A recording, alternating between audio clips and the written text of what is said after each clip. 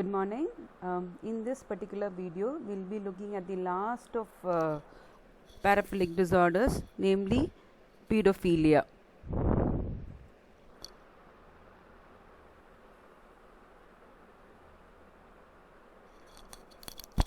According to DSM-5, pedophilic disorder is diagnosed when an adult has recurrent, intense sexual urges or fantasies about sexual activity with a pre-pubertal child, and acting on these desires is not necessary for the diagnosis if they cause pedophilic distress.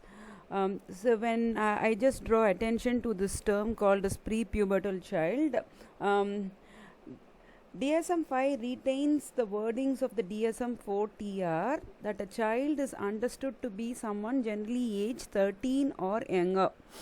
Actually, there were two suggestions that were given to the DSM-5 subcommittee on paraphilias.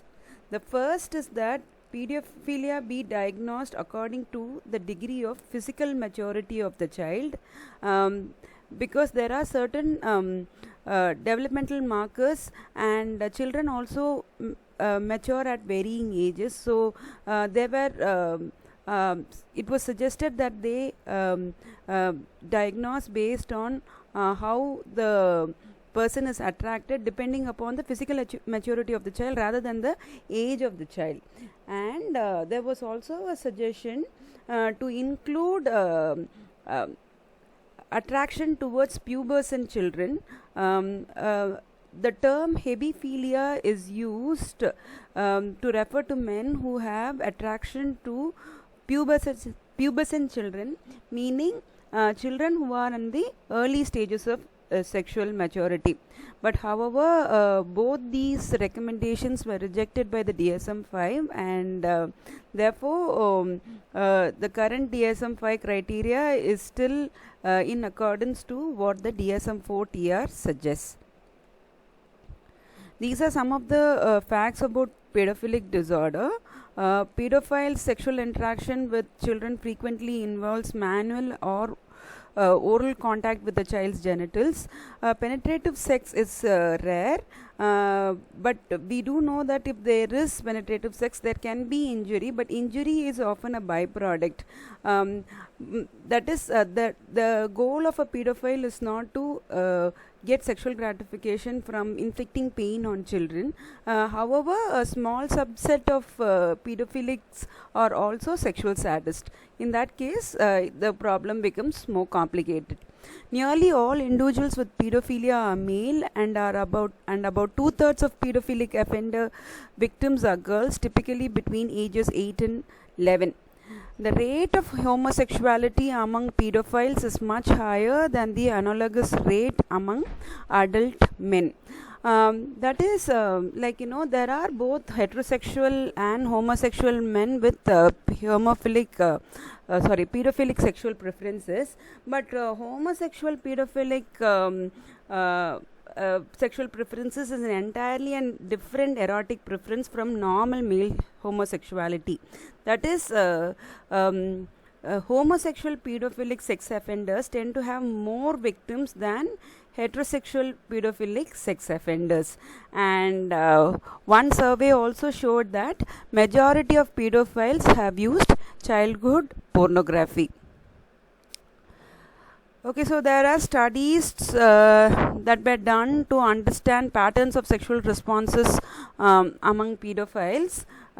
One particular study by and et al. In 2006, what they did was they typically measured erectile responses to sexual stimuli directly using penile plethysmograph rather than relying on self-report. What did they find? They found that some men with pedophilia respond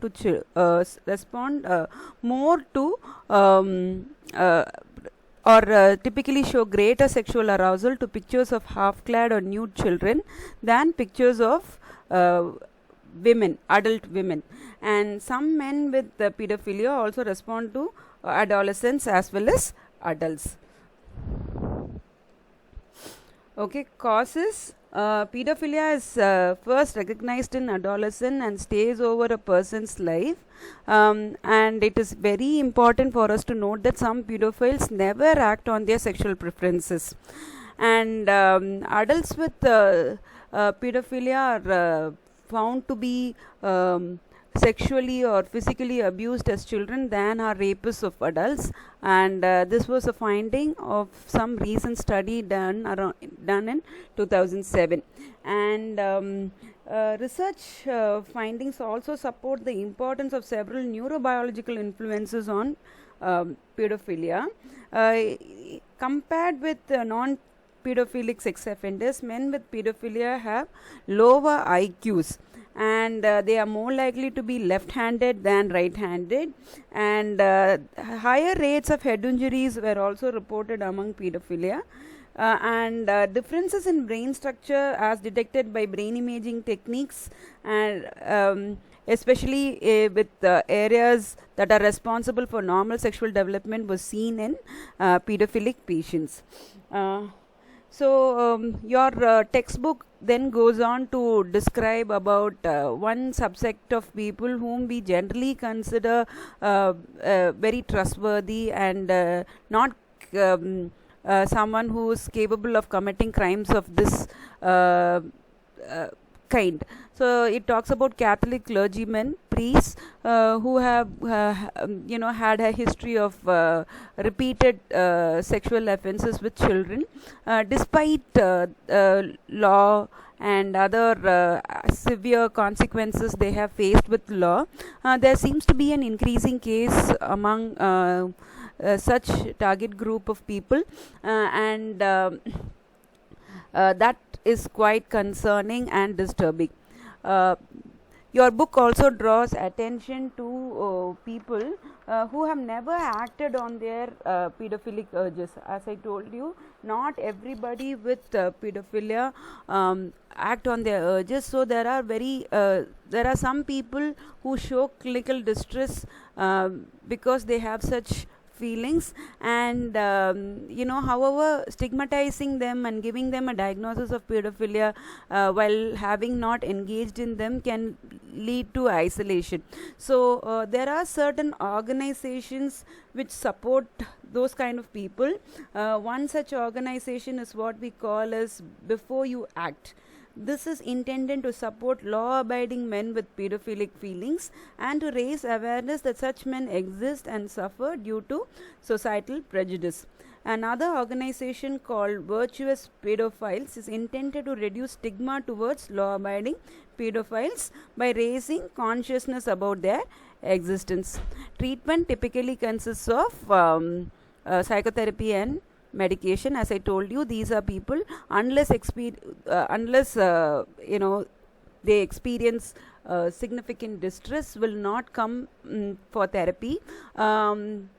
Probably they may be brought to the therapy setting when they commit sex crimes and come into direct contact with law enforcement officials. So that brings us to the end of this video, and with this we have completed all the 8 specific paraphilias that have been outlined by DSM-5. Thank you.